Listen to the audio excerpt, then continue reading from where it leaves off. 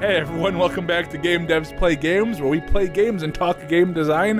And we are back with our final episode, for now. If only because we would do more, but I actually might vomit if we play this too long. Chris might die. That's why I have my peppermint tea. I'm preparing for the motion sickness. He is. Source does not agree with Chris. I don't know what it is, man. Like, old games like Doom and Hello, how did you get here? Was the puzzle you had to pass through? This is the same one we did before, wasn't it? Oh, they're going to make you go through all the options. Wait, okay. Did you leave and come back, Nope. or did you circle around? I continued. No, we actually find the backspace between the doors to be far more interesting. Have you seen it yet?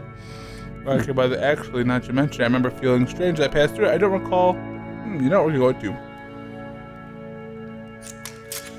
Don't think too hard about it. You'll see it again soon. Oh? Interesting. I feel like, based off the trailer of this game, those dudes with the square heads are going to be a reoccurring thing too. Yeah. Oh, man, it's crazy how quick the motion sickness hits me. Maybe it is because I'm not playing. So we make one last descent down to the final floor of the level. I'm trying to keep this as clear as possible. I really am. I'm ever like, if I look like I'm looking off into the distance, it's me trying to like compose myself. Do you want me to give you the controller? No. Can I give it a shot? Okay. No. Okay. This is your playthrough. All right. If we come back to this, I'm gonna be more prepared. I have like motion sick things. It's a lamppost. Okay, I can't tell you quite why, but for some reason, Coda fixates on this lamppost. It's going to appear at the end of every single one of his games from here on out. I'll tell you what I think. I think that up to this point, you know, he's been making really strange and abstract games with no clear purpose, and maybe you can only float around in that headspace for so long. Because now he wants something to hold on to. He wants a reference point. He wants the work to be leading to something. He wants a destination, which is what this lamppost is. It's a destination. We're going to see it in the work as well. His games are just going to become a lot more cohesive, a lot more fully developed, with more of a clear idea behind them. And as we go, that idea will get clearer and clearer and clearer.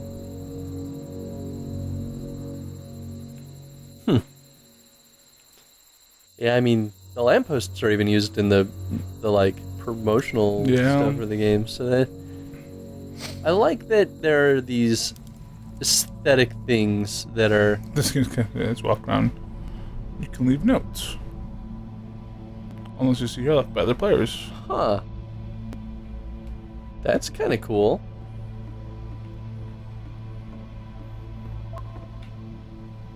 Nice room. Not. Great first message. Yeah, right. Question is, how do we leave notes? I'm sure you can deduce this, but this game is not connected to the internet. All of the notes that you're going to see have been written by Coda. This was actually the first game of his that I ever played.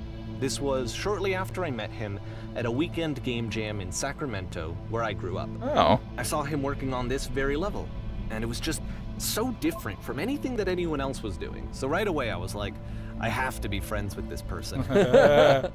In retrospect, I think I was probably a bit too pushy, trying to get his attention. I was over-enthusiastic. But he was very gracious about it and very patient with me. And I cooled off eventually. So he went through and did all of this? It's kind of cool, though. I feel like for a simulated experience... Oh, feel free to skip over any of these notes if they're not doing anything for you. Nothing extra is going to happen if you read all of them. I don't want to read all of them, but... To me, they convey a sense of loneliness. Yeah. I see this person who's filled with thoughts and feelings and beliefs and has no way to express them except as scattered and unheard voices in a game that wasn't meant to be played.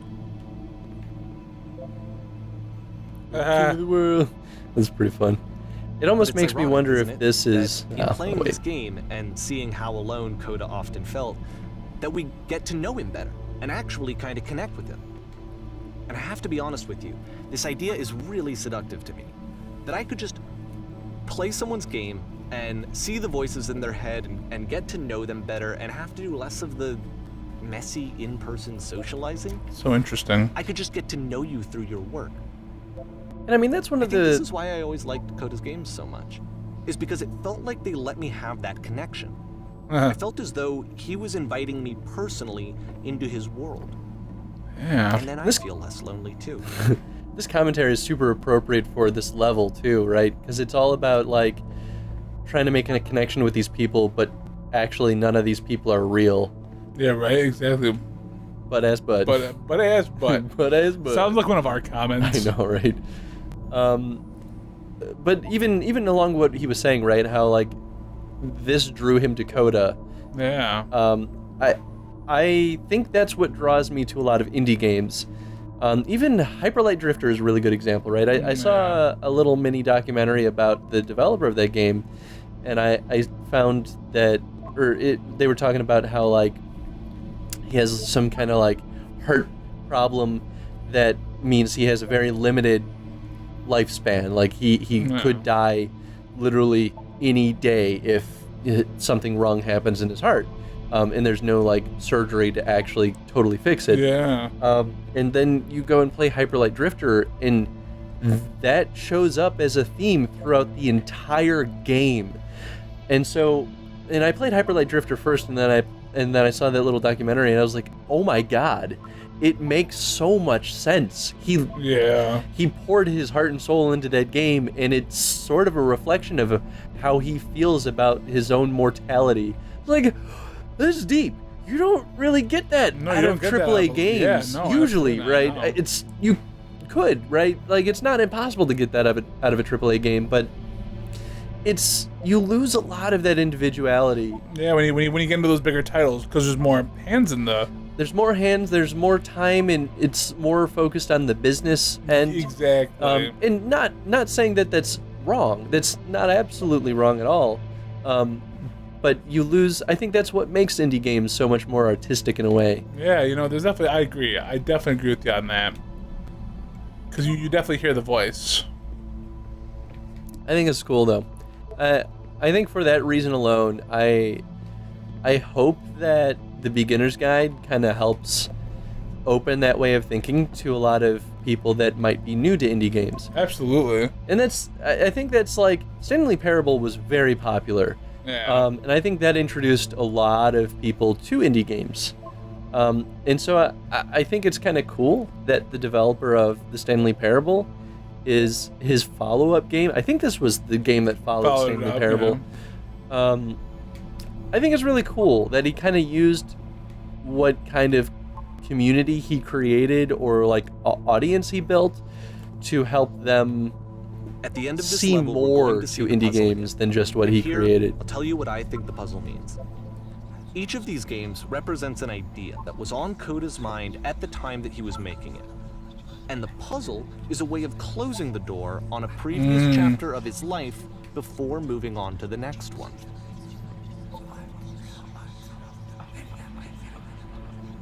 Oh, there was the 3 circles again. Where at? Right there. Oh, right there. Yeah, there they are.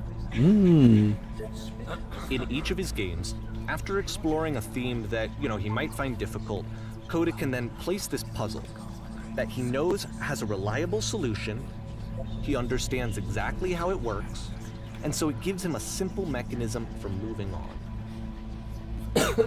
So interesting. That's a very interesting thought. The simple mechanism? Help. And because there's this dark area between the doors, a space between spaces, before you move on, you get to pause. Just for a moment, a few seconds to reflect on and let go of the events that led you here. To step back and connect the pieces together. To grasp at that elusive bigger picture.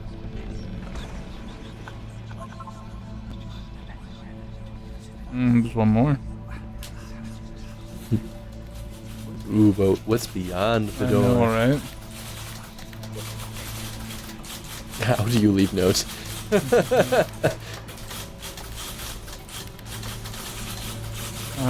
Typewriters. And of course, And the lamppost. Are you there? Please say something. It can be anything. I just need you to say something. Talk to me, please. Why are you having so much difficulty talking? Speak, speak, speak, speak, speak, speak, speak, speak, speak. Oh, I like the sound design there. yeah. Porn stars die too. Okay, this one is tough. It's gonna kind of just spin its own wheels for a few minutes. Hang with it. Okay, well, I think this is a good point to stop this episode, especially before we get too deep into this one. Yeah.